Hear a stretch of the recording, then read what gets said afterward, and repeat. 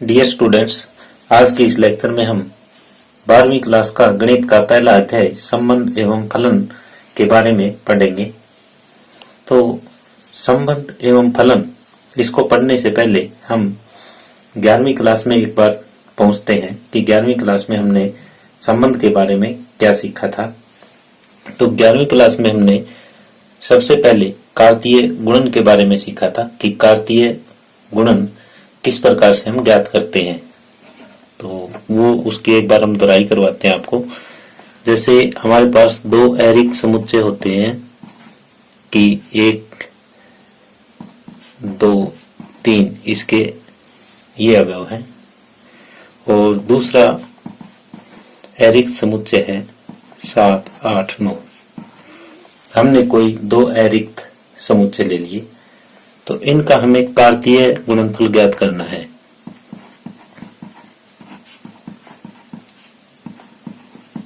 तो कैसे ज्ञात करते थे हम? इसको a गुणा b से दर्शाते थे और ये इस टाइप से कि पहला अवयव पहले इन तीनों के साथ क्रमित युग्म में आएगा, 1, 7, 1, 8, 1, 9। इसी तरह से दूसरा अवयव तीनों के साथ आएगा, 2, 7, 2, 8, 2, 9। इसी तरह से तीसरा अवयव भी तीनों के साथ आ जाएगा, 3, 7, 3, 8 और 3, 9। तो इस तरह से हम कार्तीय गुणन ज्ञात करते थे। तो यहाँ पे जो पहला अवयव है, पहला अवयव पहले समुच्चय का होता है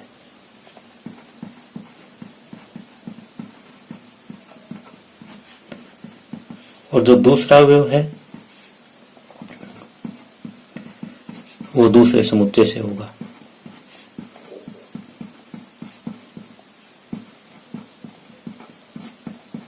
तो ये जितने भी क्रमित युग्म है सब में ऐसा ही है कि पहला अवयव पहले समुच्चय से है, दूसरा अवयव दूसरे समुच्चय से है, पहला अवयव पहले समुच्चय से, दूसरा अवयव दूसरे समुच्चय से है, सभी क्रमित युग्मों में। कार्तीय गुणन के बाद हम इस बात पे चलते हैं कि संबंध क्या होता है। संबंध क्या होता है? संबंध जो है वो हमेशा दो वस्तुओं के बीच में होता है। ये आपको विशेष तौर पे ध्यान रखनी है कि संबंध हमेशा दो वस्तुओं के बीच होता है।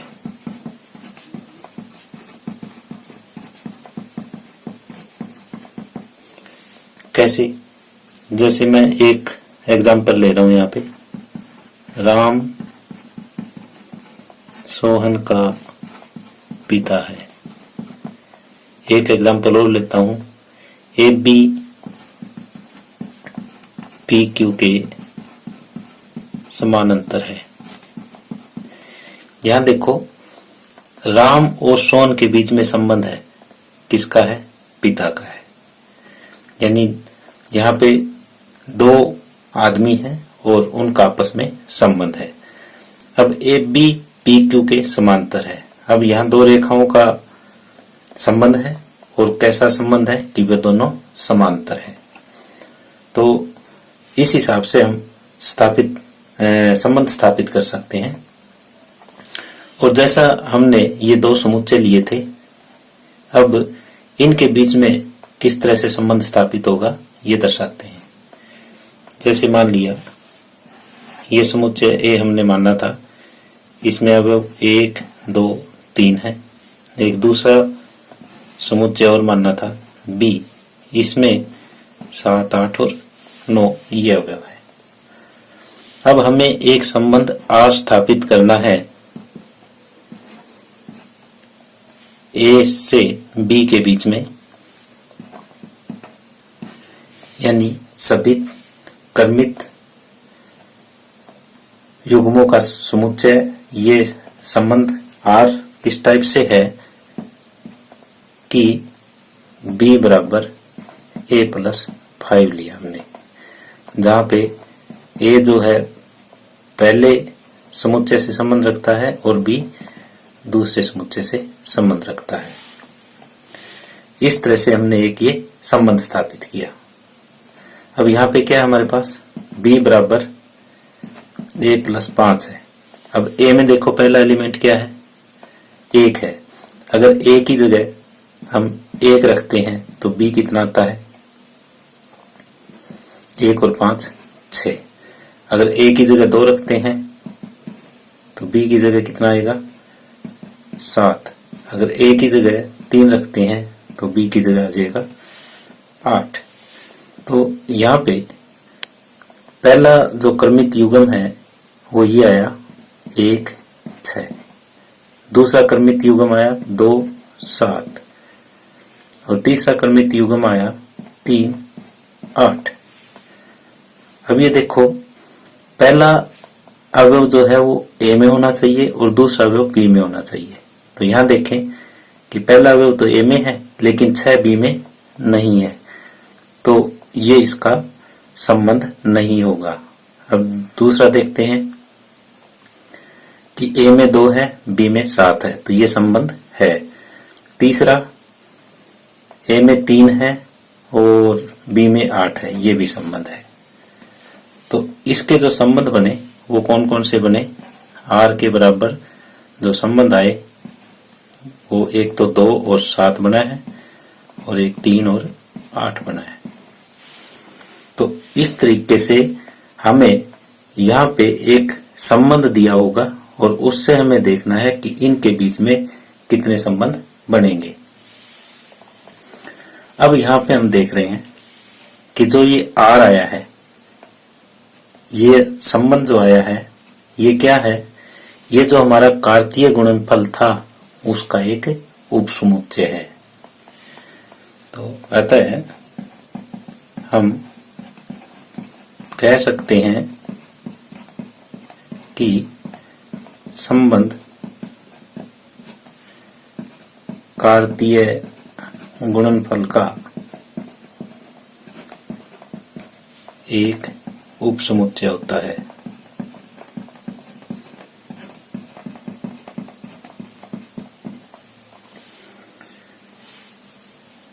डियर स्टूडेंट्स, हमने 11वीं क्लास में भी संबंध पढ़े थे और अब 12वीं क्लास में भी पढ़ रहे हैं, लेकिन इन दोनों में डिफरेंस है।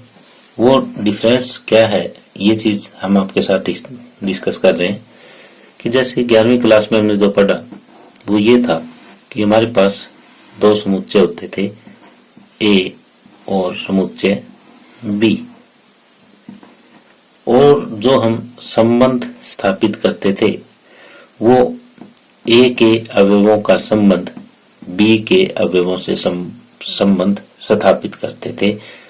जैसे संबंध R इस टाइप से दर्शाया जाता था, ये क्रमित युग्म के रूप में दर्शाया जाता था, जैसे हमने क्रमित युग्म लिखा है। और इन दोनों अवयवों के बीच आपस में कोई संबंध होता था, जहां पे पहला अवयव पहले समुच्चय से होता था और दूसरा अवयव दूसरे समुच्चय से होता था। यानी पहला अवयव पहले समुच्चय से संबंध रखता था और दूसरा अवयव दूसरे समुच्चय से संबंध रखता था। लेकिन अब क्या है 12वीं क्लास में ये है कि हमारे पास B की जगह भी A है, समुच्चय B की जगह भी समुच्चय A ही है। यानी जो यहाँ पे अवयव है वही सेम अवयव यहाँ है, सिर्फ आपको इतना ही ध्यान में रखना है। तो यहाँ जो संबंध स्थापित होगा वो इस टाइप का होगा, वो क्रमित युग्म के रूप में तो होगा और इनका भी आपस में रिलेशन होगा, लेकिन ये दोनों के दोनों जो है ना वो A से ही संबंध रखते होंगे। यानी जो पहला अवयव है वो भी A से संबंध रखता है और जो दूसरा अवयव है वो भी A से ही संबंध रखेगा। सिर्फ इतना ही अंतर है कि यहाँ 11वीं क्लास में 2 अलग अलग समुच्चय होते थे और 12वीं क्लास में दोनों समुच्चय सेम रहेंगे। आगे है संबंधों का प्रकार। ये संबंध कितने प्रकार के हो सकते हैं? तो पहला प्रकार है रिक्त संबंध। हम जानते हैं कि जिस तरह से रिक्त समुच्चय होता है, रिक्त समुच्चय क्या होता है कि ऐसा समुच्चय जिसमें कोई भी अवयव ना हो, वो रिक्त समुच्चय कहलाता है। उसी तरह से हम देखें कि रिक्त संबंध, तो ऐसा संबंध जिसमें कोई भी कर्मित युग्म ना हो, वो रिक्त संबंध कहलाता है। हम समझने के लिए ये लिख सकते हैं कि ऐसा संबंध जिसमें कोई भी कर्मित युग्म न हो, रिक्त संबंध कहलाता है।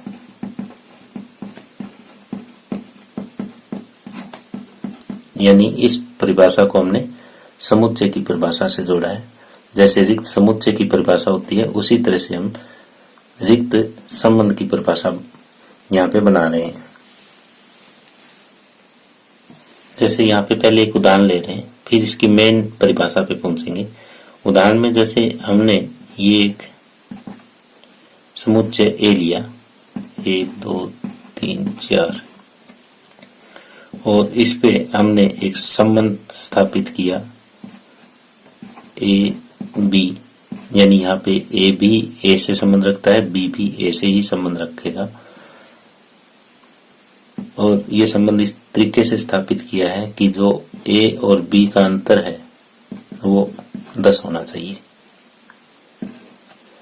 तो यहाँ पे हमें ए में से ऐसे अवयव छांटने हैं जिनका अंतर 10 हो। यानी 1 का अंतर 10 नहीं हो सकता, 1 2 का भी नहीं हो सकता, 1 3 का भी नहीं हो सकता, 1 4 का भी नहीं हो सकता।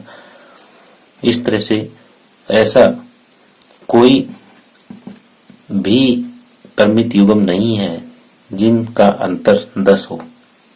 जैसे सबसे बड़ा और सबसे छोटा भी हम लें और उनका अंतर करें तो वो 3 ही आता है, 10 नहीं आता। तो ऐसा कोई कर्मित युग्म नहीं है जिनका अंतर 10 हो। तो ऐसे केस में ये जो संबंध होगा ये रिक्त संबंध होगा। और इसकी परिभाषा किस तरह से लिखेंगे? इसकी परिभाषा को इस तरह से लिखेंगे, किसी समुच्चय ए में संबंध आर, किसी समुच्चय ए में संबंध आर, यानी उस समुच्चय में संबंध जो है वो आर से डिनोट किया गया है, को रिक्त तब कहेंगे जब ए का कोई भी अवयव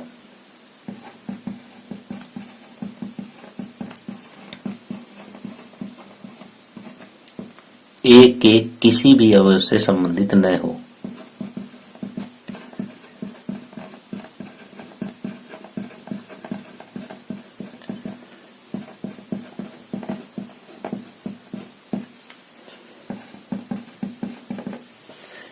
यानी जब हम ए का कोई एक अवयव लेते हैं, वो दूसरे ए के ही अवयव से संबंध ना रखता हो, तो ऐसा संबंध रिक्त संबंध कहलाता है। आगे है दूसरी टाइप, सार्वत्रिक संबंध। किसी समुच्चय ए में संबंध आर को सार्वत्रिक संबंध तब कहेंगे यदि ए का प्रत्येक अवयव ए के सभी अवयवों से संबंध रखता हो। यानी हरेक अवयव के साथ संबंध रखना चाहिए, और वो भी सेम सेट में, ए में। तो इसके लिए एक उदाहरण देते हैं कि जैसे ए के बराबर 1 2 3 है और आर, इस टाइप का एक संबंध स्थापित कर रहे हैं हम। ए बी ए से संबंध रखता है, बी भी ए से संबंध रखता है, और यहाँ पे b-1 पूर्णांक है।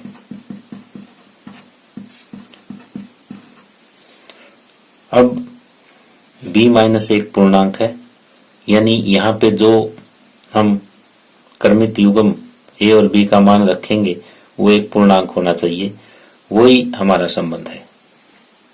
तो संबंध में जो क्रमित युग्म आएंगे वो कैसे आएंगे, जैसे पहला अवयव हमने एक लिया, एक का इन सभी के साथ संबंध स्थापित करके देखते हैं कि क्या संबंध बनता है। जैसे एक एक, दोनों का अंतर कितना हुआ, 0, 0 एक पूर्णांक है तो ये r में आएगा। फिर हम दूसरा लेते हैं कि 1 2, तो यहाँ पे भी इनका अंतर एक पूर्णांक है। फिर 1 3, यानी पहले अवयव का हमने तीनों अवयवों के साथ संबंध दिखाया है जो कि सत्य है। अब दूसरे का पहले के साथ ये भी एक पूर्णांक बनेगा अंतर, दूसरे का दूसरे के साथ इनका अंतर भी एक पूर्णांक है, दूसरे का तीसरे के साथ ये भी अंतर एक पूर्णांक है। अब तीसरे का पहले के साथ ये भी पूर्णांक, तीसरे का दूसरे के साथ ये भी पूर्णांक और तीसरे का तीसरे के साथ ये भी पूर्णांक। यानी यहाँ हमने क्या देखा, हमने ये देखा कि a के प्रत्येक अवयव का संबंध a के सभी अवयवों के साथ है। यानी अगर हम a क्रॉस a भी करें तो वो भी यही सेम चीज आएगी, यानी a का कार्तीय गुणनफल a के साथ करें तो वो भी सेम चीज ही आएगी। अगर कार्तीय गुणनफल और जो संबंध है वो अगर बराबर है तो इसका मतलब जो संबंध है वो सार्वत्रिक संबंध है। तो यहाँ हम देख रहे हैं कि इनकी कार्तीय गुणा करके कि वो भी सेम यही आई। तो अगर आपका संबंध कार्तीय गुणन के बराबर है तो इसका मतलब ये है कि ये सार्वत्रिक संबंध है। समतुल्य संबंध यानी रिफ्लेक्सिव। समतुल्य संबंध कोई भी संबंध कब कहलाएगा ये हमें देखना है। तो समुच्चय ए पे परिभाषित संबंध R, समुच्चय ए पर परिभाषित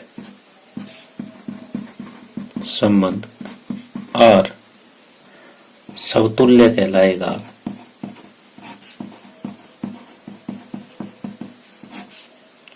यदि प्रत्येक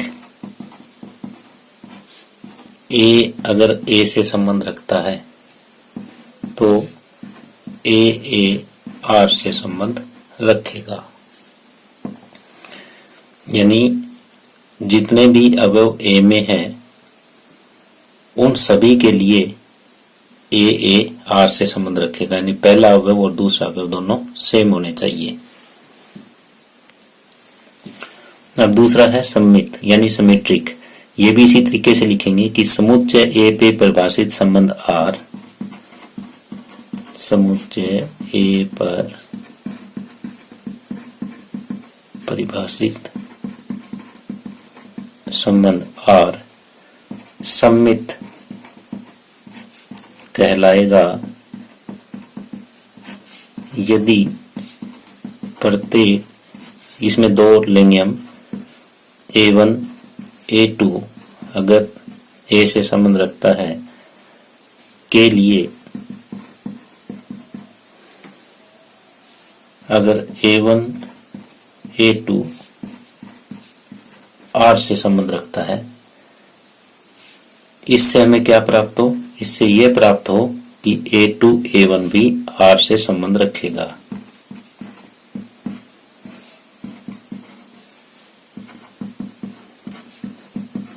तो यानी अगर A1 A2 R से संबंध रखता है तो A2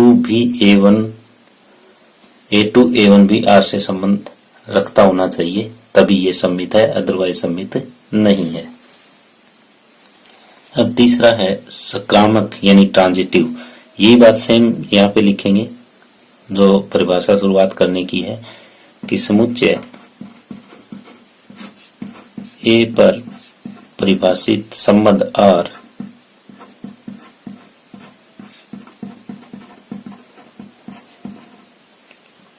संक्रामक कहलाता है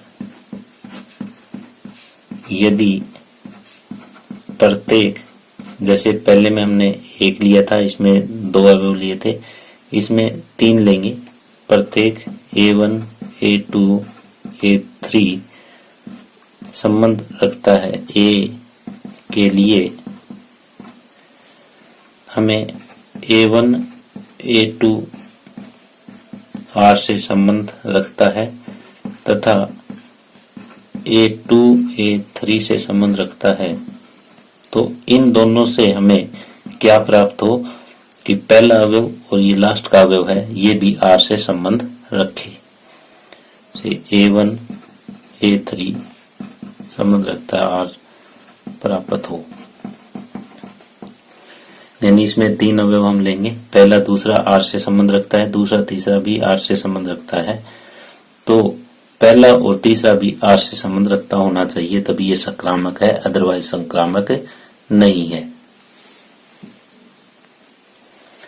अब हम एक उदाहरण लेते हैं जिसमें आपको ये तीनों परिभाषाएं समतुल्य, सम्मित और संक्रामक की क्लियर हो जाएगी।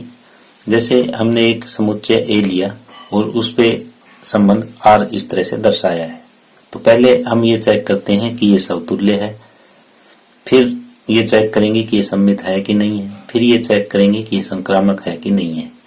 तो पहले समतुल्य चेक करेंगे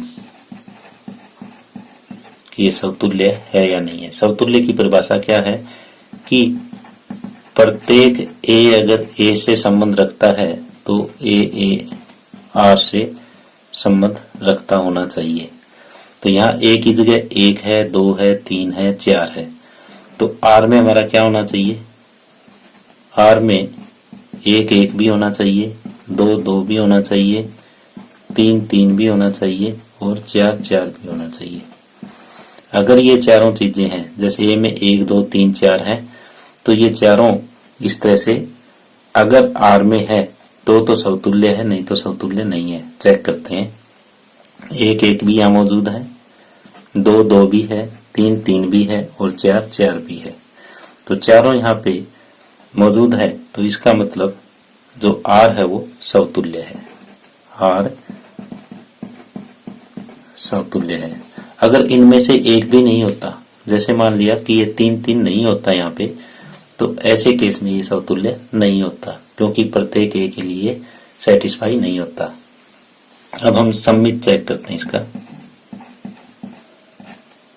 सम्मित क्या कहता है कि प्रत्येक A1 A2 अगर A से संबंध रखता है और यहाँ पे A1 A2 जो ऑर्डर पे है वो R से संबंध रखे और इसका विपरीत भी इसी R में होना चाहिए, यानी पहले वाला बाद में, बाद वाला पहले भी R में होगा तो ये सम्मित है, अदरवाइज सम्मित नहीं है। यहाँ देखते हैं, जिस तरह से जो दोनों एक जैसे हैं उनको तो हम छोड़ देंगे, बचे हुए में चेक करेंगे।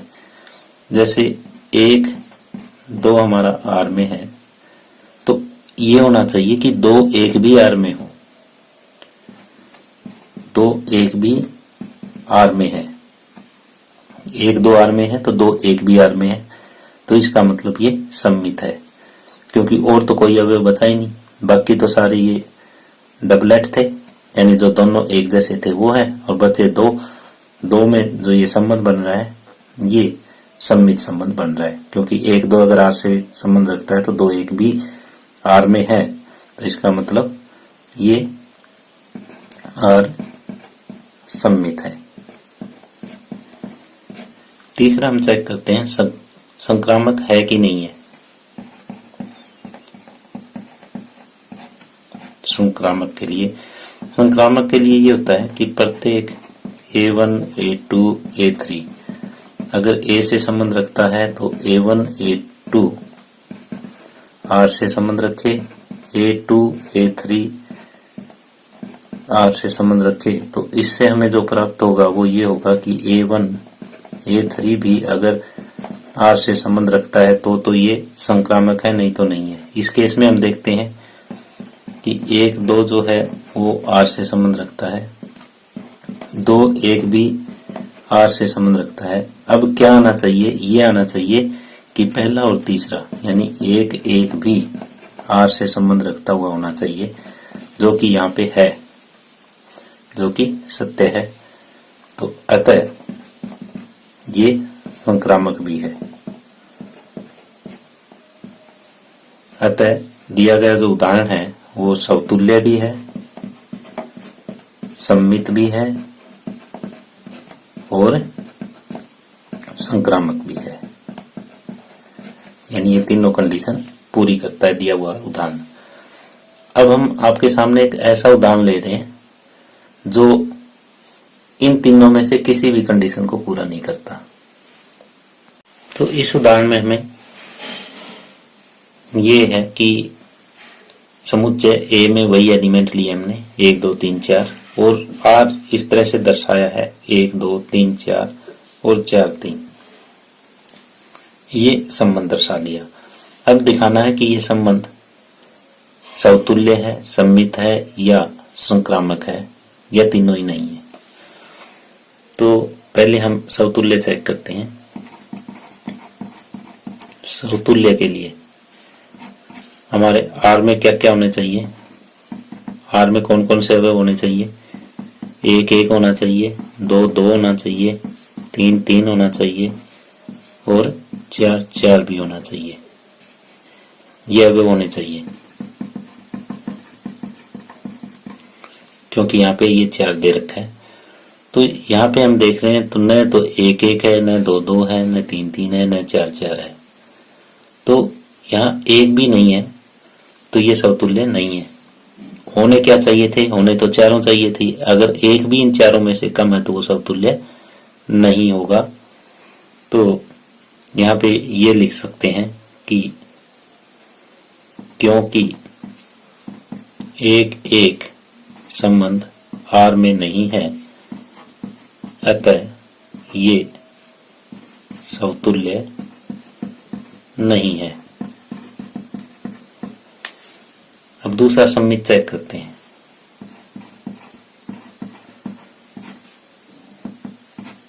सम्मित चेक करने के लिए जैसे हमारे पास 1 2 आर में है तो क्या होना चाहिए था, ये होना चाहिए कि 2 1 भी आर में हो। तो ऐसा यहाँ पे नहीं है, 2 1 आर से संबंध नहीं रखता।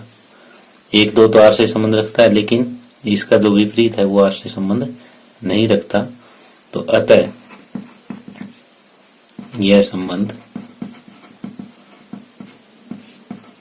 सम्मित भी नहीं है।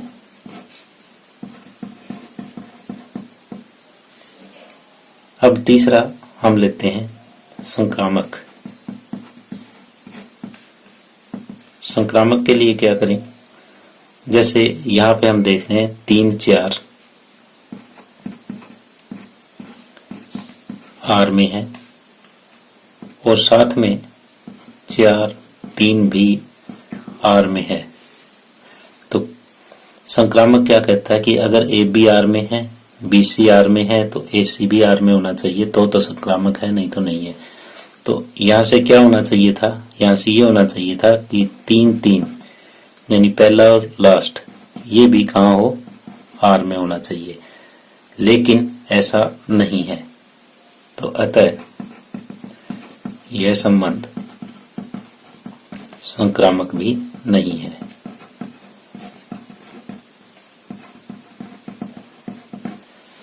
तो यहाँ पे हमने 2 उदाहरण लिए। पहला उदाहरण ये लिया था कि जिसमें हमारा जो संबंध था समतुल्य भी था, सम्मित था और संक्रामक भी था। और दूसरे उदाहरण में हमने ये लिया कि हमारा जो रिलेशन है वो न तो समतुल्य है, न सम्मित है और न ही संक्रामक है। आगे है इक्विवेलेंस रिलेशन। तो इक्विवेलेंस रिलेशन यानी तुल्यता संबंध। तुल्यता संबंध क्या होता है कि ऐसा संबंध जो समतुल्य भी हो, सम्मित भी हो और संक्रामक भी हो, तो वो संबंध तुल्यता संबंध कहलाता है। यानी इसकी परिभाषा कैसे लिखेंगे कि ए पे परिभाषित संबंध आर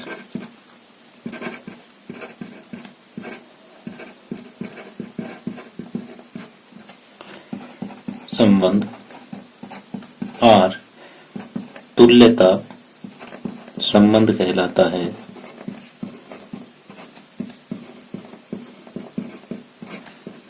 यदि वह समतुल्य हो, सममित हो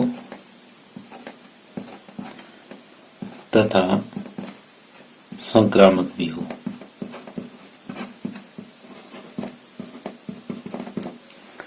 तुल्यता संबंध किसे कहेंगे? ऐसा संबंध जो समतुल्य, सममित और संक्रामक तीनों हो, वो तुल्यता संबंध कहलाता है, यानी इक्विवेलेंस रिलेशन कहलाता है।